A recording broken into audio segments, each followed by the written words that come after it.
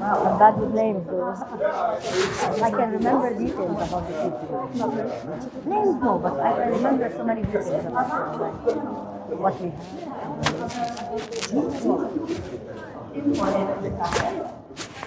A wide approaches to AI Yesterday, I was very honored to be joined by Russell Hefner, who is the CEO of Altus AI, to kick off the first event at the U.S. Pavilion of Physics. And I got to tell you, it's been to work with the pavilion. But the conversation was so enlightening about the fact that the intentionality, as Vanessa shared, is the core to how we think about AI, especially thinking about not just the potential, but balancing it, of course, with the risk. But being open to realize that everything is an intentional balance. It's with that backdrop that I'd like to introduce our panel. Well, Dr. Wadina Salazar, who leads AI and XR for the Council of Scientific and Industrial Research. Please join us here to guide the group on this discussion of the importance of the common consumer regulatory framework for our AI.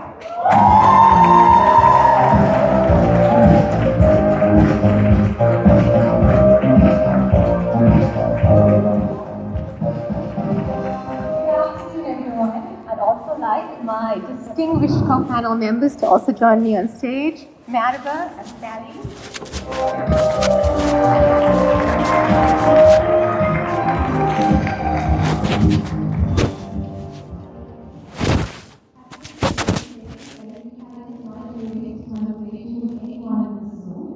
That AI will probably have to take the next stage of conversation.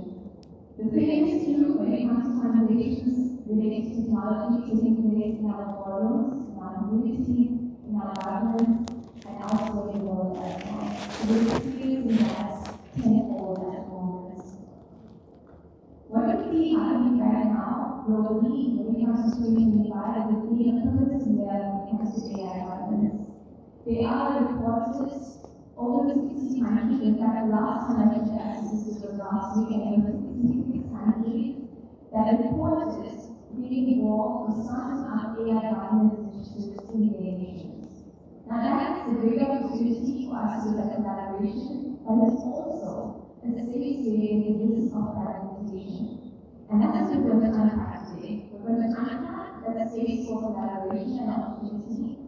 The risk that can take place due to fragmentation, and also to speak a little bit about an inclusive approach when it comes to aligning AI innovation globally. Now, before we get started, I'll have our panel introduce themselves to you. We'll start off with Nana and then we'll to Sally, and they'll talk to us a little bit about the new class that they're doing. So much. I was hoping to come into this stage, come up to this stage, but sounds almost like a man. My name is Joe. I'm the President and Policy Director for Center for AI and Digital Policy. We're an independent think tank working on AI policy and regulation. Based in Washington, D.C., but over the last 10 years, we've been involved in AI policy making and strategy making across OECD, UNESCO, United Nations, Council of Europe, European Commission, and other agencies. And we also have AI policy training, where we are at 5 year mark. We have trained more than 1,200 AI policy leaders across 100 countries. Think of us as both a research and education organization. I'm also the founder of AI Ethics, so working on AI governance. Thank you so much. It's a pleasure to meet you. And this is on? No. Okay, let's switch. So, hello everyone. I think we had a beautiful day so far today and yesterday, and every day we're learning something. I have a disclaimer to say that my background wasn't at first AI. It was mainly about communication and media, and this is where I found the intersection between AI, media, ethics, and education. And this is what I think we need to do. So my background is mixing between education, where I am a visiting professor at several universities over the world, And I am as well the Chief AI Officer at Obsession, UAE. And this is exactly the core purpose of what I found in working in AI, because I think we are missing the bridge between human element and the technical element. This is what governance is all about. I think now there's a wake up in the whole world about governance in general. And AI comes at the core governance of organizations. This is why it's essential to start talking about ethics, but ethics are not enough. And this is where we are working, and when I say we, is we're just trying to put up working groups together that are interdisciplinary all over the world. One of the things that we have been founding is an association that is looking at AI in the Arab world, which actually works with other parties in the world as well. Why I'm saying this is that there's a huge element in AI that we need to look at, which is the culture. And when I say culture, it's beyond language, it's all about the value system, and I think we've been seeing a decline in the ethical system all over the world. And for example, the most usages that we have seen tangible in the whole world about AI was definitely in the aggregator like ChatGPT, but we have seen its practices in different war zones, for example. And this is something that brings up an ethical question, which is how can we use these types of advancements in healthcare, for example, in education? How can we do this in financial inclusion, for example? And this is why, with all my respect to everyone in this room, we need people on the table that do not have only a technical background. Everyone should have an awareness, a literacy. This is what we call AI literacy. But everyone should, it's a must, understand what is AI and how it operates. We've been talking about transparency and bias and access to information and everything, but not everyone understands what this means. This is why this is a collective effort where we look in each region. When I say in each region, because we know that we have been trying to standardize values and ethical lines between countries, between how can I say, cultures, but it has been difficult so far. And this is a good start. I mean, it's good to look at our similarities before looking at our differences. It's good to acknowledge the differences. However, this should be a place where it should actually enrich what we are trying to do. This is why we have seen that the Global South, for example, have been a little bit outside the game of setting the regulations and guidelines for AI. And there has been some individual initiatives or small initiatives that I think there should be a lot of light shed on it, and collaborations like something like the Women in Tech Global, which is bringing people together, bringing like-minded people together, and where we can learn from experiences and try to think of an actionable roadmap. Our ambitions are big. It's a long way with AI because, as you were saying, the change is happening very quickly. But I think we have to look at quick wins and small areas where we could collaborate in. We bring people from different disciplines together to start to show people that we can do something about AI. Let's start with related to regulations that are already in place. Speaking a little bit about that, and actually I have to Janva. And let's talk a little bit about the EU's based approach. The fact that the AI Act right now regulates general purpose AI based on computational power. In the US, a different approach taken where civil rights is considered, consumer protection legislation, and even support of rule. How do you think that this conservative approach actually impacts tech companies, especially ones that are operating beyond the world? There's definitely an impact because the Act is the first regulation, international regulation or market-wide regulation, that the companies who want to operate in the EU space, or those who are already in the EU space to develop their own products, need to abide by. So they're trying to figure out what this means and what they should do. However, I think there are similarities and there are differences between the EU and the US that we should be careful as well. In terms of the similarities, the EU as well has its own EU Charter of Fundamental Rights, like the civil rights equivalent, safety regulations, consumer safety, consumer protection, product safety, GDPR as far as regulations, etc., and then the sectoral laws that is all covered. So those are, if you consider those as existing elements, the EU AI Act is not taking all of them, but working in tandem with them. So it's complementary to everything else happening. But there were two objectives to the EU AI Act, and we started conversations 2018. It's been a minute. So one of the objectives of the Act is to create trust with AI to increase adoption, increase innovation, increase investment.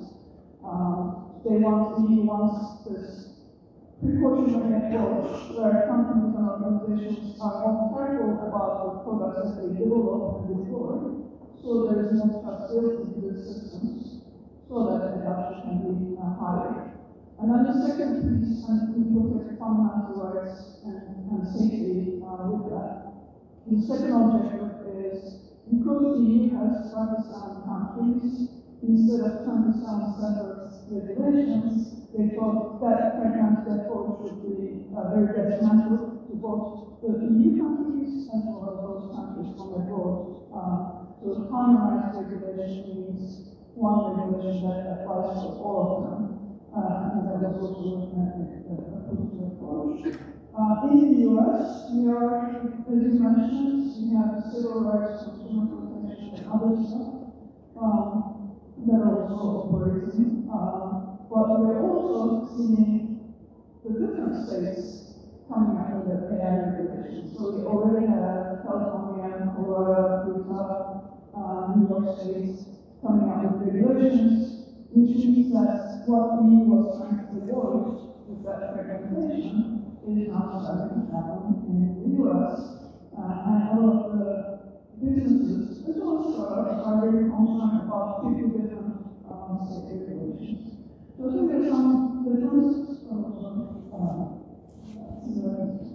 And I think I'd like to comment just about my business as well. I'd like to pick up on that point on innovation and the data strategy and background that you're saying as well. And speak a little bit about some of the innovations that we're doing right now. We're sitting on a continent that has advanced AI models at a rapid pace, and we've all seen that happen. How do you think that you should balance innovation with the regulation gaps that take place from an AI perspective around policy-making space? So the policy-makers that need to understand what AI is around, how do you balance innovation like that? I think this is the most difficult part, is balancing innovation with regulations, because a big part of AI is creativity, and this is something that we want the human being to keep having. And actually, given what is happening, like the advancement of AI, there's one thing that remains important in human being, and I always tell my students that the most important emotion that you ever feel is boredom. Because when you're bored, you can become creative. And this is why we need to feel the need to be creative. However, when it comes to regulations, it has to go, and I want to sound really practical. It starts and it begins with education and ends with innovation, which means that we start by educating people, and when I say people, as the previous panel mentioned, that we need to educate the educators and we need to educate the students. This is a very important thing. We should not stop creativity. We should not stop innovation. So we need to work on the ethical understanding regarding AI. And this is why there's a lot to learn from the EU, for example. The model that we're trying to create in the Arab world is a similar model like the EU, just to create a lobbying or an advocacy body in the Arab world, which is similar to the EU, that can work towards regulating the AI in the best way possible. And it ends with innovation. For example, in my other hat that I work at Obsession, it's very important for us to balance that the innovation should have a purpose. So that's how we work with our clients or in our CSR programs, is to ensure that this AI is accountable. This AI is not smart only. It's not about being smart. You can get answers any place in the world now. It's about being intelligent. And being intelligent means you can always create, keep creating things. And you can build on what has been done before. This is why now we are at the crossroad between what US is trying to implement and what EU is trying to implement. And we in the Arab world, I'd have to say, and this is how I got into the AI world, is that there's a language factor that's important. We need to preserve languages, whether in India, in the Arab world, in Japan, and this is what is very interesting and really worth noticing about Japan. Despite the evolution, the advancement, the technology, there's a real preservation for culture and heritage. And I think this is very important for us to educate and to start building in our innovation roadmaps. Fantastic. And I think this ties in with the next slide. I think that's what I'd like to do to talk to people actually. When it comes to the EU member states, there are 118 of them, 118, that are reportedly not being involved in the regulation initiatives related to AI governance space. And a large number of them come from the global south. And it's important for us to consider how we can actually amplify those voices so that they can be considered as part of the international narrative. So how do you think we can actually formulate a more inclusive approach and include the global south voice in these regulation approaches? Before I answer that question, very quickly, I want to make one comment, because this is not AI focused training as well. There is the notion of balancing innovation and regulation, or balancing regulation and innovation. Why do we need regulation? To protect fundamental rights, to protect fundamental rights, to protect consumers, to protect our safety. So any innovation that does not do those is not innovation at all. Innovation has to benefit us. And so it's not a balancing act, it's innovation with guardrails, innovation and safety. To your question about more inclusive policy and regulatory making, the space is improving. We see African Union joining G20, G20 plus one. We see a number of Latin American countries and Asian countries joining the AI process. But there's a lot to do because there's also a lot of different aspects and considerations like the environment, like increasing, like access that needs to be considered. And I would say there is power in numbers, whether you do that through African Union, whether you do that through regional bodies, because we have seen this in UNESCO. You said that you mentioned other bodies, but within UNESCO, there's 194 countries that are equally, have equal voting rights. And UNESCO AI recommendations has shown us how powerful that is when countries can be included, how inclusive that framework can be. So all the global member countries are now owning UNESCO's AI recommendations, and that was because there was power, there was synergy, there was a collective effort. So we need to replicate that in other frameworks as well. Since time is almost up, I know. So I'll be very brief and I'll give practical individual examples about myself. For example, I've published a book on AI in Arabic, knowing that it might have or it will have less exposure, but I did it out of a purpose. I know that there are so many people in the whole world that need to be educated about AI, but they don't have a good command of foreign languages. I'm doing a podcast, so I'm putting my media and communication background handy into AI literacy. I'm doing a podcast on AI in Arabic for the Arab audience, and we're working towards this. So what I'm trying to prove is I'm not doing something extraordinary.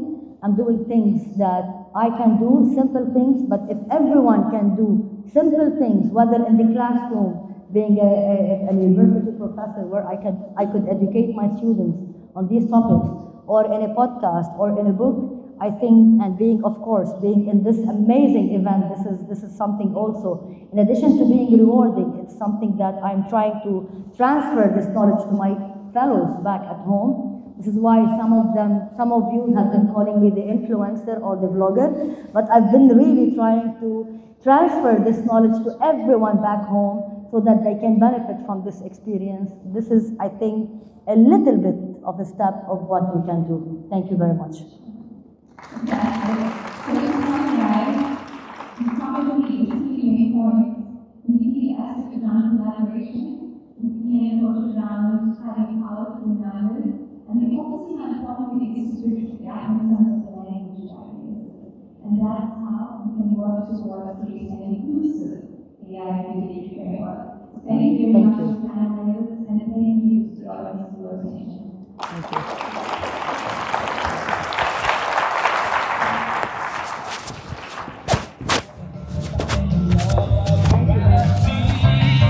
I'm a racing car.